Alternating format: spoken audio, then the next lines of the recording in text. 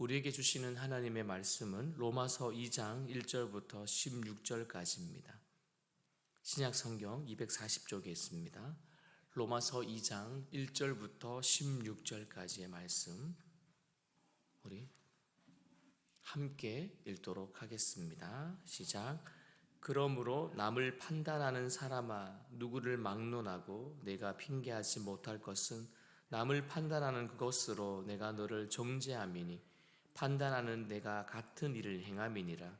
이런 일을 행하는 자에게 하나님의 심판이 진리대로 되는 줄 우리가 아노라. 이런 일을 행하는 자를 판단하고도 같은 일을 행하는 사람아, 내가 하나님의 심판을 피할 줄로 생각하느냐?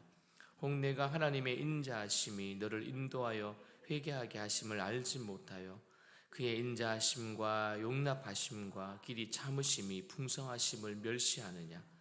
다만 내 고집과 회개하지 아니하는 마음을 따라 진노의 날 곧 하나님의 의로우신 심판이 나타나는 그날에 이 말 진노를 내가 쌓는도다. 하나님께서 각 사람에게 그 행한 대로 보응하시되 참고 선을 행하여 영광과 존귀와 썩지 아니함을 구하는 자에게는 영생으로 하시고 오직 당을 지어 진리를 따르지 아니하고 불의를 따르는 자에게는 진노와 분노로 하시리라. 악을 행하는 각 사람의 영에는 환난과 곤고가 있으리니 먼저는 유대인에게요 그리고 헬라인에게며 선을 행하는 각 사람에게는 영광과 존귀와 평강이 있으리니 먼저는 유대인에게요 그리고 헬라인에게라. 이는 하나님께서 외모로 사람을 취하지 아니하심이라. 무릇 율법이 없는 시 범죄한 자는 또한 율법 없이 망하고 무릇 율법이 있고 범죄하는 자는 율법으로 말미암아 심판을 받으리라. 하나님 앞에서는 율법을 듣는 자가 의인이 아니요 오직 율법을 행하는 자라야 의롭다 하심을 얻으리니 율법이 없는 이방인이 본성으로 율법의 일을 행할 때에는 이 사람은 율법이 없어도 자기가 자기에게 율법이 되나니 이런 이들은 그 양심이 증거가 되어 그 생각들이 서로 혹은 고발하며 혹은 변명하여 그 마음에 새긴 율법의 행위를 나타내느니라. 곧 나의 복음에 이른 바와 같이 하나님이 예수 그리스도로 말미암아 사람들의 은밀한 것을 심판하시는 그날이라. 아멘. 오늘 본문을 보시면 하나님의 심판에 대한 정당성과 또한 공정한 심판의 원리 그리고 하나님의 진노 아래에 있는 유대인들에게 대한 내용입니다. 여러분 1절과 2절에서 보면 너라는 단어들이 나오지요. 여기서 보면 너가 하나님의 심판에 대해 핑계할 수 없다고 평이하게 묘사하고 있습니다. 여러분 그 이유를 보니까요, 남을 판단하는 것으로 자신을 정죄하기 때문입니다. 말씀을 보면 누구를 막론하고 내가 핑계하지 못할 것은 남을 판단하는 그것으로 내가 너를 정죄함이니 판단하는 내가 같은 일을 행함이니라. 아멘. 여러분 다른 사람들의 죄에 대해 정확하게 볼 수 있는 판단력을 가진 성도들이 있을 것입니다. 조금 다르게 말이죠. 그것을 우리가 은사라고 표현할 수는 없지만 나름 눈에 그런 부분들이 빨리 인식되고 보여지는 성도가 있을 것입니다. 그러나 여러분 타인에 대한 죄의 판단력을 가졌다고 해서 우리가 판단했던 그 죄로부터 자유로운 것은 아닙니다. 오히려 우리가 판단하는 죄에 우리도 어떻게 해요? 얼마든지 빠질 수 있습니다. 우리는 그런 일을 절대 안 할 것이다. 그런 행동은 절대 하지 않을 것이다. 여러분 장담할 수 있는 인생이 어디 있습니까? 오히려 우리가 판단하는 그 죄가 우리를 빠뜨릴 수 있다면 오늘 바울은 또한 남을 정죄하면서 정작 본인도 똑같은 죄를 짓는 사람들이 하나님의 심판을 피할 수 없다라고 분명히 말하고 있는 것이죠. 여러분 바울은 이어서 4절과 5절에서 그 말씀을 통해 이제 하나님의 인자하심을 이용해서 자신의 죄를 더하는 사람들이 하나님의 심판을 받을 것이라고 말하고 있습니다. 또한 이들은 하나님의 인자하심, 또 중요한 용납하심, 또한 더 중요한 길이 참으심을 멸시하고 있다고 지적합니다. 여러분 생각해 보면 맞는 말이죠.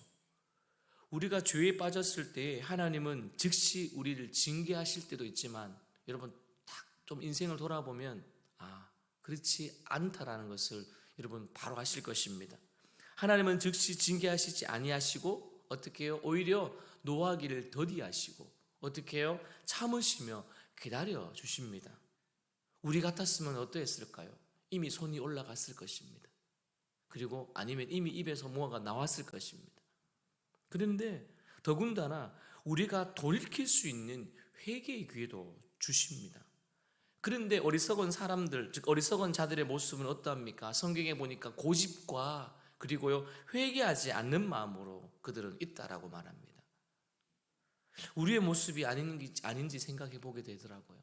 여러분 어떻습니까? 우리도 우리의 고집, 우리의 아집을 가지고 또 회개하지 않는 그 마음으로 우리가 살았던 적은 없습니까? 여러분 그래서 6절 말씀을 다 함께 읽도록 하겠습니다. 6절입니다. 시작. 하나님께서 각 사람에게 그 행하신 대로 보응하시되. 여러분 우리의 삶을 궁극적으로 평가하실 분이 있다면 타인이 아니라 다른 누군가가 아니라 누구이겠습니까?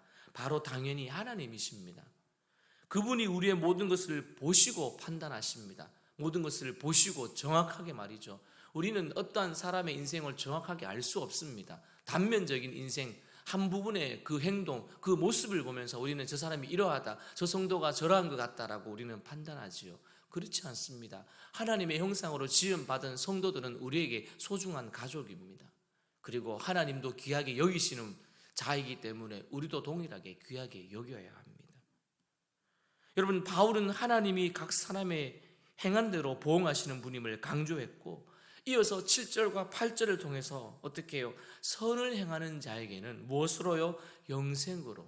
그리고 불의를 따르는 자에게는요 오히려 그 반대인 진노와 분노를 그 분노로 보응하신다라고 밝히 말해주고 있습니다. 그래서 성도 여러분, 하나님 앞에서 우리는 사람의 시각과 평가에 매이지 않기를 바랍니다. 또한 하나님 앞에서 오히려 우리는 충성스럽게 주어진 그 자리에서 최선을 다하며 살아가십시오. 그리고 사람들이 보이지 않을 때에도 하나님은 보십니다. 그래서 우리가 잘 말하는, 잘 사용하는 말, 코람데오, 하나님 앞에서 살아가는 것, 그 삶이 참 중요한 것 같습니다. 세월이 지나고 또한 신앙의 연수가 깊어질수록 우리는 죄송하지만 좀 요령이 생기는 것 같고 좀 이렇게 하면 될 것 같다라고 하는 나름 모르는 좋지 않은 그런 것들이 있다면 우리는 오히려 과감하게 버리고 하나님 앞에 코람데오로 우리는 살아가는 이 하루가 되어지면 좋겠습니다. 그럴 때 우리의 마음과 행동을 모두 아시는 하나님이 모든 것을 공의로 판단하고 갚아주실 줄 믿습니다. 할렐루야. 그러면 이어서 여러분 9절부터는 무엇이 또 되어 있습니까? 내용이 있습니까? 9절부터는 언급된 이미 선과 악에 대한 상반된 보응을 조금 더 상세하게 진술하고 있습니다. 여러분 하나님은 우리 행위에 따라서 심판하시죠. 그리고 선을 행하는 자에게는 영광과 존귀와 평강이 있지만 여러분 악을 행하는 자에게는요 어마어마한 것들이 기다리고 있습니다.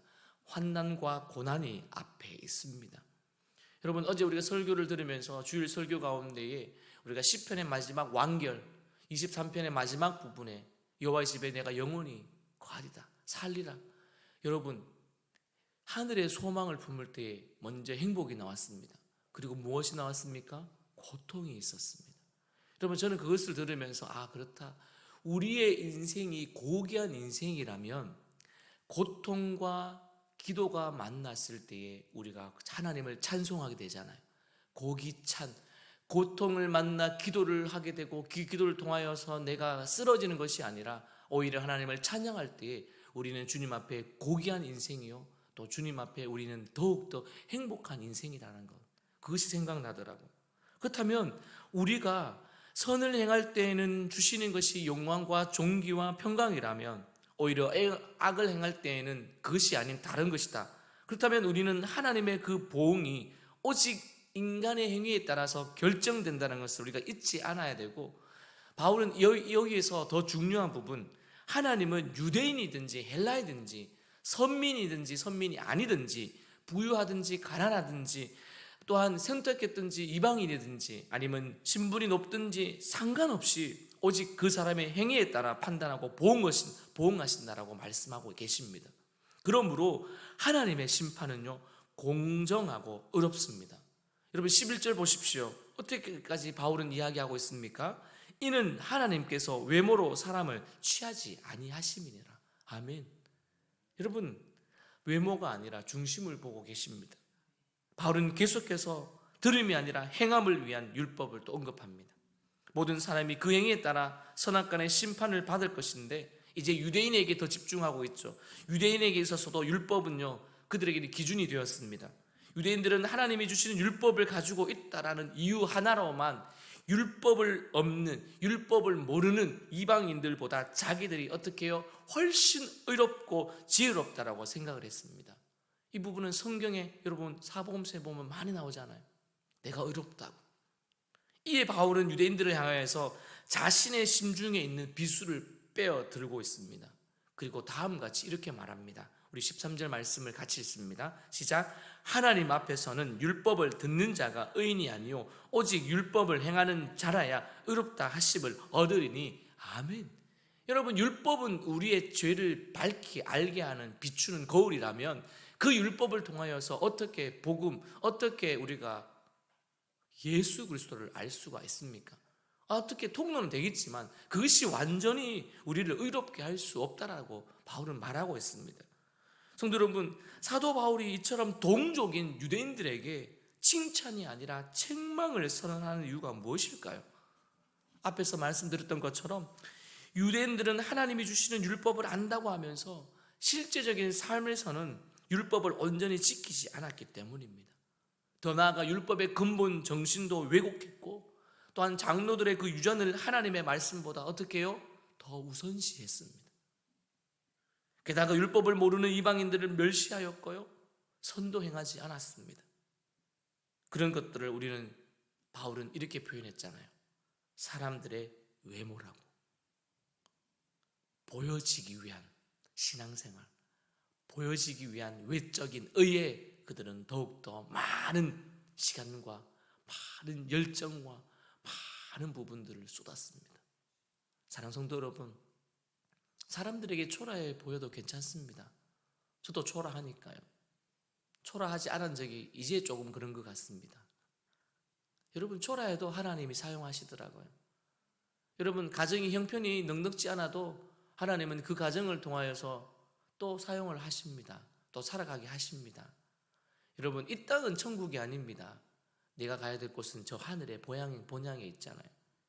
여러분, 하나님이 원하시는 선은요, 율법을 마음 중심에 두고 내 삶에서 어쨌든 애를 쓰고 힘을 써서 그렇게 살아가겠다라고 노력하는 그 모습을 하나님은 어여삐 여기지 않으시겠습니까? 하나님의 말씀에 순종할 때 우리는 승리하는 삶을 살게 될 것입니다. 또 우리는 주님 앞에 겸손할 때 주님은 우리를 인정하시고 칭찬하시죠. 여러분, 그렇다면 우리가 해야 될 일이 있지 않을까요? 먼저는요, 남들을 냉혹하게 판단하고 정죄하면서 정작 제 잘못과 허물에 대해서 관대하고 있다면 우리는 먼저 회개해야 됩니다. 회개해야 합니다. 다음이 있다면요, 혼자 의롭다고 여기고 있는 그 고집을 버리고 그 각자의 삶의 중심을 보시고 그 행한 대로 보응하고 계시는 주님이 내 눈앞에 계시다는 것을 우리는 잊지 않아야 될 것입니다. 그렇다면 우리는 어떻게 살까요? 사랑의 시선으로 지체를 바라보게 될 것입니다. 그리고 누군가에게 선을 행하려고 우리는 또 애를 쓸 것입니다. 오늘 하루도 오직 예수 그리스도의 그 복음이 그랬던 것처럼 그 진리를 따라 살아감으로 하나님 앞에 의로운 자로 설 수 있기를 주님의 이름으로 축원드립니다. 함께 기도하기를 원합니다. 하나님, 헛된 고집을 버리게 하시고 오늘도 하나님의 말씀으로 나 자신을 비추었으니 이 하루 정직하고 진실한 삶을 살아갈 수 있도록 주님 도와주옵소서. 더불어서 교회와 나라를 위해서 함께 기도합시다. 하나님 아버지, 감사합니다.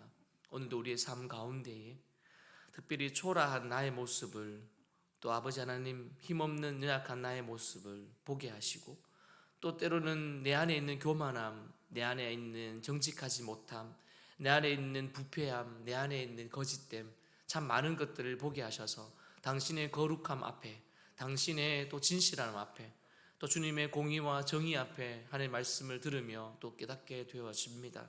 그렇구나, 나는 한낱의 인간에 불과하지만 그러나 하나님의 형상으로 지음받은 자인이 고귀한 자이요, 또한 성경에서는 우리를 행복한 사람이라고 고백하는 것처럼, 알려주는 것처럼 오늘 이 하루도 그 행복을 가지고 살아갈 수 있게 하여 주시고, 고통을 만나도 아버지 하나님 더욱더 소망을 가지며 살아갈 수 있도록 주님 도와주옵소서. 하늘의 소망을 향하여 살아가고 하늘의 소망을 품고 살아가고 소망의 항구를 향하여 가는 우리의 인생 가운데에 하나님 여러 가지 우리가 하나님 일들이 있다 할지라도, 앞으로도 많은 일들이 있다 할지라도 우리가 두려워하지 말고 날마다 주님 붙잡고 주님 의지하고 고람되어하며 살아갈 수 있는 우리의 삶 되게 하여 주옵소서. 아직 헛된 고집과 아집을 우리가 가지고 있습니까? 하나님 버리게 하여 주옵소서. 또한 하나님 말씀에 자신을 비추었으니 더욱더 정직하게 살아갈 수 있도록 도와주옵소서. 또한 교회를 위하여 기도합니다. 아버지 하나님, 지금까지 지켜주셨고 지금까지 참 행복한 순간 많이 주셨으니 또한 앞으로도 행복한 순간 많이 주시고, 우리가 몸된 교회를 섬길 때마다 하나님의 몸된 교회가 더 아름답게 든든히 서게 하시고, 또한 그 가운데서 우리의 눈물과 우리의 땀과 우리의 에너지와 우리의 힘씀이 그것을 통하여 더욱더 이 지역의 복음화가 될 수 있도록 주님 도와주옵소서. 하나님 아버지 감사합니다. 우리의 인생이 지금은 아버지 하나님 이렇다 할지라도 점점 나아지고 점점 좋아지고 또 점점 아버지 하나님 우리의 인생이 더욱더 너그러질 줄 믿습니다. 풍족해지고 하나님 많은 것으로 좋은 것으로 채워질 때에 하나님 어려웠던 순간 잊지 말고 하나님이 그때마다 채우시고 먹이시고 입히셨던 그 은혜와 인자심과 길이 참으심을 알고 누군가의 어려움을 볼 때에 선을 행할 수 있는 우리들 되게 하여 주옵소서. 정죄하거나 판단하는 자들이 아니라 오히려 그들과 함께 위로하고 또한 격려하고 공감할 수 있는 자들 되게 하시고, 우리들의 가운데에 계시는 그 예수님께서 그러셨던 것처럼 자비가 우리 가운데도 있게 하여 주옵소서. 특별히 5월에 참 많은 달들이 있었습니다. 이제 아버지 6월을 앞두고 있는 이 시점에 하나님 더욱더 우리의 가정을 축복하시고 우리 교회를 축복하시고, 특별히 우리 가정과 우리 교회를 통하여서 하나님의 주변에 믿지 않는 자들에게 복음을 전할 수 있는 구원의 방주 역할을 잘 감당할 수 있도록 주님 도와주옵소서.